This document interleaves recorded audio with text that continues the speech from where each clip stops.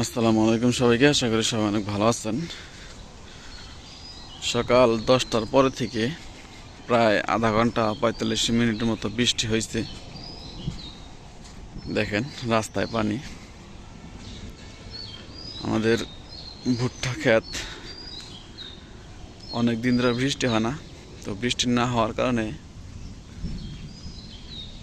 ভুট্টা ক্ষেতের অবস্থা একটু খারাপ হয়েছিল। এখন আজকে বৃষ্টি হয়েছে, গতকালকেও বৃষ্টি হয়েছে, তো এখন মোটামুটি ভুট্টা যে গাছগুলো আছে ওগুলো সতেজ হয়ে গেছে। আর সামনে হইতেছে আমি যে আমাদের গরুর জন্য ঘাস বুনছিলাম সেই ঘাস। এই ঘাসগুলো আপনাদেরকে দেখাই। এগুলো কিন্তু ছোট ছোট ঘাস, আর নদীর পাড়ে যে ঘাসগুলো আছে ওইগুলো বড় বড় ঘাস। ওইগুলো আগে বুনছিলাম আর এইগুলো বুনছিলাম পরে।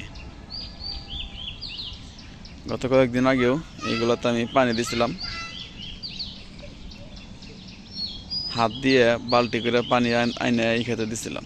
হ্যাঁ, তো গতকালকে এবং আজকে বৃষ্টি হওয়ার কারণে এই খেতে দেখেন পানি জমে গেছে।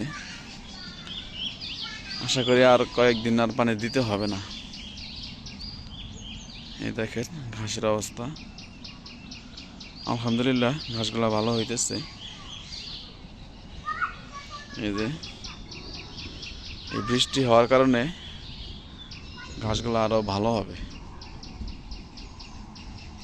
যদিও কিছু কিছু জায়গায় ঘাস মরে গেছে বৃষ্টি না হওয়ার কারণে, সেই জায়গাগুলোতে অন্য জায়গা থেকে ঘাস আইনে বইনা দেবো ইনশাল্লাহ।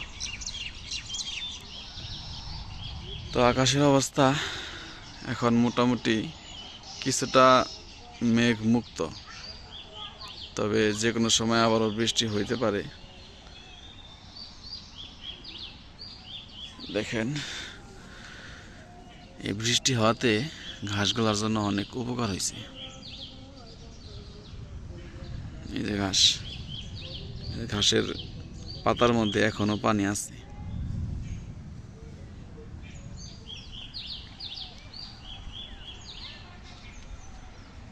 তো সবাইকে অসংখ্য ধন্যবাদ যারা কষ্ট করে আমার ভিডিওটা দেখলেন।